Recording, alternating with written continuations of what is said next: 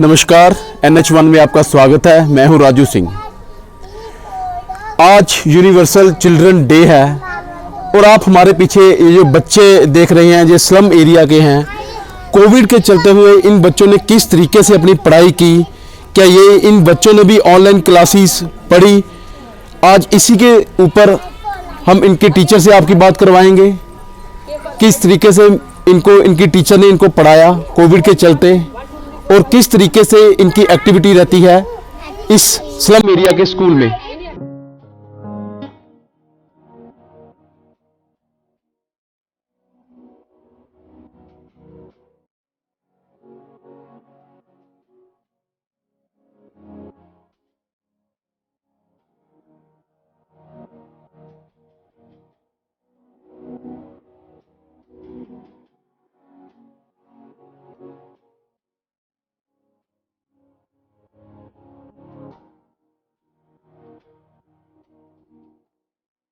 संघर्ष विद्या केंद्र के ये बच्चे हैं जो आप मेरे पीछे देख रहे हैं, ये भी उसी तरह से अपने स्कूल में आते हैं जिस तरह से हमारे बच्चे स्कूलों में सुबह जाते हैं, प्रेयर करते हैं और बड़े डिसिप्लिन में वहाँ पर बैठते हैं। इनको ये सब चीज़ें किसने सिखाई, उन्हीं से आज आपकी मुलाकात करवाएंगे इनके टीचर के साथ जो एक रिटायर्ड लेक्चरर हैं। किस तरीके से उन्होंने स्कूल को चलाया, आज उनसे आपकी बात करवाएंगे। हमारे साथ है कंचन खजूरिया जी, इनसे बात करते हैं क्या है इनका कहना, किस तरीके से इन्होंने ये स्कूल चलाया और क्या क्या इनको मुश्किलातें आई। मैम, क्या कहना चाहेंगे, किस तरह की मुश्किलातें आई आपको और कब से आप ये स्कूल चला रहे हैं? सर, अगर आप मुश्किलों का पूछेंगे तब तो कोई अंदाज ही नहीं है। ये तो नाम से ही अवगत हो जाता है कि स्कूल का नाम ही मैंने संघर्ष विद्या केंद्र रखा है। इट मीन्स कि कितना संघर्ष किया होगा मैंने यहाँ पे स्कूल खोलने में। तो ये स्कूल जो है ये 2009 में मैंने खोला था। 2009 में 11 साल हो गए स्कूल को चलाते हुए और मैं ड्यूरिंग सर्विस 9 साल मैंने 10 साल अभी तो मैं रिटायर अभी हुई हूँ। मैंने ड्यूरिंग सर्विस 11 साल ये स्कूल चला रही हूँ मैं, मतलब कि खुद मैं जॉब भी करती थी और स्कूल भी चल रहा था। 2009 से मैंने यहाँ पे 4 टीचर्स रखी हुई हैं। मेरी 4 टीचर्स पढ़ाती थी। संडे को भी मैं स्कूल लगाती थी, इनको छुट्टी दे देती संडे को और खुद मैं आती थी संडे को, क्योंकि बीच में तो वो कभी कभी आ सकती थी कैजुअल लीव लेके। अदरवाइज संडे को मैं यहाँ पे आती थी, फिर मैं बच्चों को देखती कि ये क्या पढ़ते हैं क्या नहीं पढ़ते। और संघर्ष का तो क्या बताऊँ कि आप बस्ती तो देख ही रहे हैं। जब स्टार्टिंग में मैं यहाँ पे आई, ऐसे तो आज यहाँ से मैंने 2004 में आना स्टार्ट किया था। हर कोई यहाँ पे जुआ खेलता था और ड्रिंक, मेल क्या फीमेल सब ड्रिंक करते थे और भीख मांगना, किवाड़ चोरना, यही इनका व्यवसाय है। और अभी भी इनका व्यवसाय यही है, मेल मेंबर्स और फीमेल का। लेकिन 2000 इतना संघर्ष करने के बाद सिर्फ मैंने पढ़ाया ही नहीं बच्चों को, मैंने जितने भी इनके युवा वर्ग हैं या लेडीज़ हैं इनको इकट्ठा करके समझाया कि आप भीख मांगते हो, भीख मांगना अच्छा नहीं है। और ये लोग सब बैठ के जुआ खेलते थे। लेकिन अब मैं इनका थैंक्स करती हूँ कि 2004 से जब मैं आ रही हूँ 16 साल हो गए, अब इतनी प्रोग्रेस है कि यहाँ के जो युवा वर्ग है वो कोई भी यहाँ पे जुआ नहीं खेलता है। सब कोई शॉपिंग मॉल में लगे हुए हैं, कोई वैष्णवी धाम में, मतलब सब लोग जो हैं ये सर्विस करते हैं।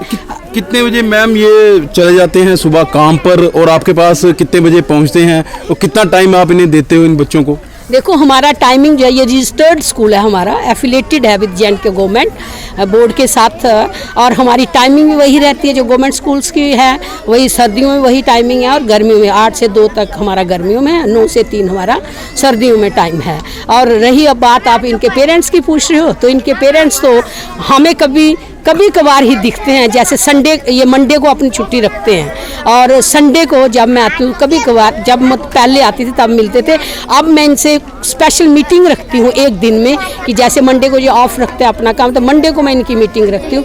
हर मंडे को मैं इनके साथ परामर्श करती हूँ बच्चों को कैसे आपने साफ़ सुथरा रखना है, कैसे भेजना है। फिर भी बहुत मुश्किल आती है, लेकिन जैसे एक एग्जाम्पल दूँ कि जैसे हम बच्चों को बाहर निकाल देते थे पहले, तू गंदा है, तूने नहीं पढ़ना, चले जाए यहाँ से। इनके पेरेंट्स को कुछ प्रॉब्लम नहीं होती थी कि हमारा बच्चा वापस आ गया। अगर अब मैं बच्चों को भेजती हूँ ना कि आप गंदे हो, चले जाओ, मैंने नहीं पढ़ाना, उसी दूसरे दिन पेरेंट्स अपनी दिहाड़ी तोड़ के मेरे से आके मिलेंगे, मैडम हमारे बच्चों को क्यों निकाला, प्लीज़ हमारे बच्चों को बाहर मत निकालो। अब इनमें इतनी अवेयरनेस अवेयरनेस है। तो मैं तो यही सोचती हूँ कि हमारा जो फर्स्ट बैच है 2009 में हमारा फर्स्ट बैच स्टार्ट हुआ था, और जो हमारा फर्स्ट बैच है वो बच्चे हमारे 11th में पढ़ रहे हैं। कुछ बच्चे हमारे यहाँ पढ़ रहे हैं, छन्नी में 11th में पढ़ रहे हैं, और एक दो बच्चे जो हैं वो मध्य, ये सारे पिपरी जगह है मध्य महाराष्ट्र की, वहाँ 3-4 बच्चे हमारे वहाँ सर्टिफिकेट लेके वहाँ पढ़ रहे हैं। और हमारे इतने इंटेलिजेंट बच्चे हैं, इब्राहिम है, जैसे मैंने आपको साइमुल बोला, बहुत अच्छे अच्छे बच्चे हैं। मैं ये तो लिख के देती हूँ कि अगर साइमुल को सही मैंने में पढ़ाई हो तो ये IAS कर सकता है। इतने टैलेंटेड बच्चे हैं ये। मेरे पीछे आप वो बच्चे देख रहे हैं जो रास्तों में भीख मांगते हैं या कूड़ा करकट उठाते थे। इन्हीं में से कुछ बच्चे ऐसे भी हैं जो आज संघर्ष विद्या केंद्र में पढ़कर स्कूलों में जाते हैं।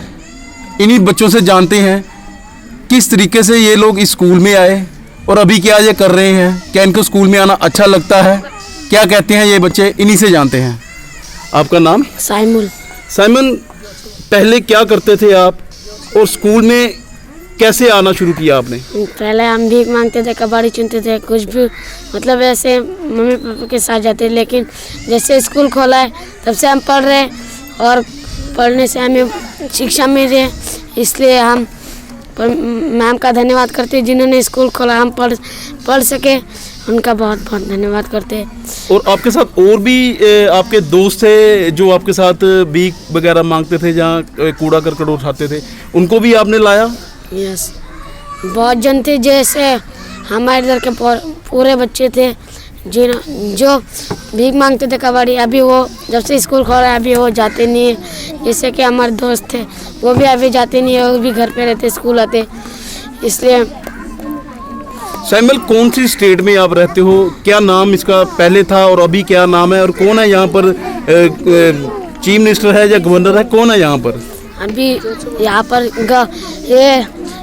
पहले स्टेट थी, अभी यूटी बन गई। इसलिए इस यूटी के गवर्नर श्री मनोज सिन्हा जी।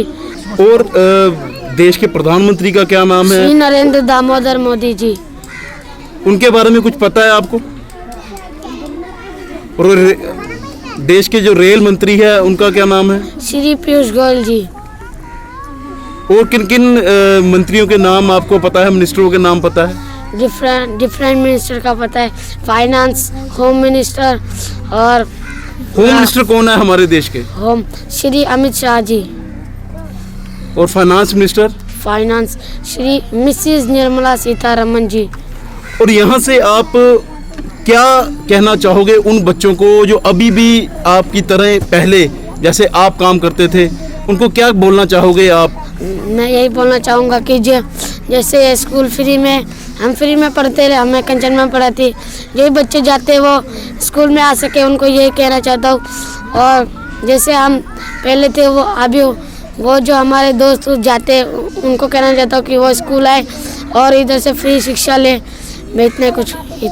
और आप बड़े होकर क्या बनना चाहते हो? मैं बड़े होकर इंस्पेक्टर, पुलिस ऑफिसर। क्यों?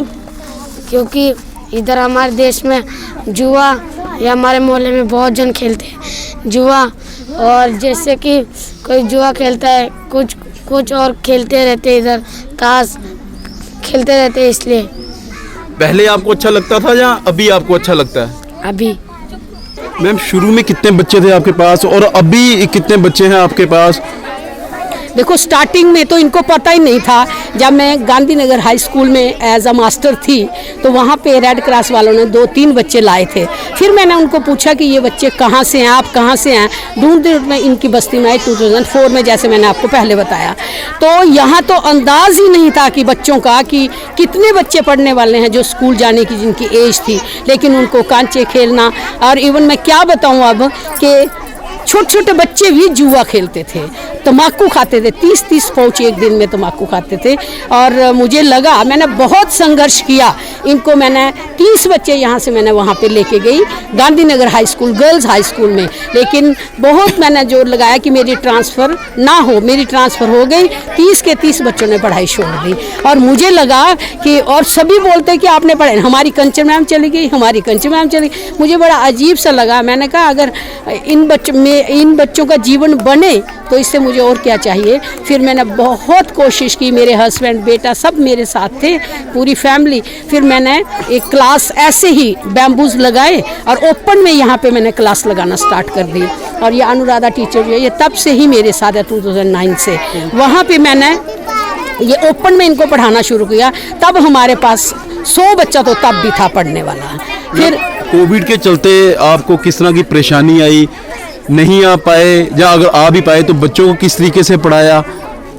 देखो, परेशानी कोविड में तो मुझे ही नहीं पूरे वर्ल्ड में आई, लेकिन हर किसी का अपना दायरा होता है। यहाँ मेरा दायरा है, मुझे तो ये लगा कि 11 सालों से जो मैंने मेहनत की है, और मेरी ना कोई एनजीओ है ना ही कोई सोसाइटी है, मैं अपनी पे से ही, जो मेरी 4 टीचर्स हैं इनको मैं पे देती हूँ, और जितना भी इंफ्रास्ट्रक्चर बनाया है सब अपनी पे से बनाया है। हर इनको 2-3 महीने के बाद, साल में 2 बार लगा लो, पिकनिक लेके जाती हूँ, वो भी मेरा अपना खर्चा है। हर चीज़ जो है मैं अपनी पॉकेट से करती हूँ। फिर मुझे ज़्यादा चुभने लगा कि 11 सालों का जो इतना संघर्ष किया है, ये बच्चे फिर जो हैं तबाह होने पे कगार पे आ गए हैं। तो मैंने पूरे, आप यकीन मानोगे कि घर वालों से डांट खाकर भी, मास्क लगा के, सैनिटाइज़र लेके हम आते ही रहे। कभी ये टीचर्स नहीं आती तो मैं अकेली आती, फिर भी इनको डिस्टेंस में रख के मैंने पढ़ाया। क्योंकि ये तो आपको पता ही है, लेबरर्स हैं, अगर फ़ोन होंगे भी तो इनके बड़ों के पास होंगे, इनके पास किसी के पास फ़ोन नहीं। बीच बीच में मैं आके पढ़ाती रही, ये नहीं है कि मैंने इनको इग्नोर किया। और अब भी मैं आती हूँ, जैसे कल मैंने बच्चों को बोल दिया कि आप आ जाना सभी। और क्या करते हैं, अपने घर से ये बोरी ले आते हैं बैठने के लिए, क्योंकि डिस्टेंस के लिए फिर हम डिस्टेंस में इनको बैठाते हैं। मास्क इनको बहुत बार हम देते हैं, कई बार ये हैंकी भी बांध के आते हैं। विदाउट मास्क कभी हम इनको नहीं बैठाते हैं। और पूरे इनको मैंने कभी इग्नोर नहीं किया। पूरे कोविड सेशन में भी, जब ये लॉकडाउन रहा तब भी हम आते रहे और इनको पढ़ाते रहे। यूनिवर्सल चिल्ड्रन डे है, तो क्या मैसेज देना चाहेंगे यहाँ से आप भारत सरकार को भी और J&K गवर्नमेंट को भी? देखो, यूनिवर्सल चिल्ड्रन डे है, हम कहते हैं कि students, children are the future of our country.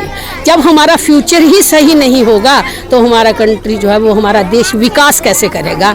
और देखो, ये तो आपके सामने एग्जांपल है कि अभी हमारे बच्चों को आप पूछेंगे, जितने भी मिनिस्टर्स हैं, जितनी स्टेट्स हैं, उनकी कैपिटल्स हैं, जितनी भी एप्लीकेशंस हैं, रीडिंग, हर कुछ इन बच्चों को आता है। अब सबको आता है, अगर आपके पास टाइम हो तो पूछे। यही बच्चे अगर भीख मांगे, किवाड़ चुने, इनकी तरफ कोई देखे नहीं कि पढ़ाई भी क्या चीज़ है, तो इनका कसूर नहीं है। मैं तो यही कहूँगी कि हर बच्चा जो है वो टैलेंटेड है, हर बच्चे का IQ लेवल जो है वो हाई है। बेटर, सिर्फ शर्त एक है कि इनको ट्रैक मिलना चाहिए। अब आपके सामने एग्जाम्पल है कि यही बच्चे, अगर इनको मैं स्कूल नहीं खोलते, और मुझे बहुत अफसोस इस बात का है कि इनके पेरेंट्स बोलते हैं कि हमें 40 साल हो गए यहाँ पे जम्मू में रहते हुए, आज तक किसी ने हमें नहीं बोला, भीख दी हम लोगों ने, लेकिन किसी ने हमें अवेयर नहीं किया कि हमें आपको पढ़ना चाहिए, बच्चों को पढ़ाना चाहिए। देखो, भीख देगा कोई 2 दिन खा लेंगे, कब उतरण देगा कोई 2 दिन कपड़े लगा लेंगे। शिक्षा एक ऐसा माध्यम है जिससे ये समाज में अपना सर ऊंचा करके चल सकते हैं। मैं तो यही कहती हूँ कि बच्चों को कहीं भी, अगर हमें कोई भी बच्चा मिलता है, उसको हमें यही अवेयर करना चाहिए कि आप बेटा पढ़ो। और ये स्कूल जो है, ये मैंने बहुत फाइट करके, बहुत संघर्ष करके चलाया, लेकिन अब मैं बहुत थैंक्स करती हूँ अपने डिपार्टमेंट का। जैसे मैंने परमिशन लेनी होती है, मुझे कम प्रॉब्लम आती है, मुझे झट से परमिशन मिल जाती है स्कूल की रनिंग। तो ये तो थे कंचन शर्मा जी, जो संघर्ष विद्या केंद्र की टीचर हैं, रिटायर लेक्चरर हैं, जो इन स्लम के बच्चों को यहाँ पर पढ़ाते हैं। और उनका कहना है कि बच्चे ही देश का भविष्य हैं और यही हमारे देश को आगे लेकर जा सकते हैं। इन्हीं में से बच्चे इतने इंटेलिजेंट हैं जो IAS IPS भी बन सकते हैं। अगर इनकी तरफ पूरी तरीके से ध्यान दिया जाए, इन्हें अच्छे से पढ़ाया जाए, तो ये हमारे देश का नाम रोशन कर सकते हैं। ऐसी और स्टोरीज़ के साथ आपको रूबरू कराते रहेंगे। तब तक देखते रहिए NH1 न्यूज़।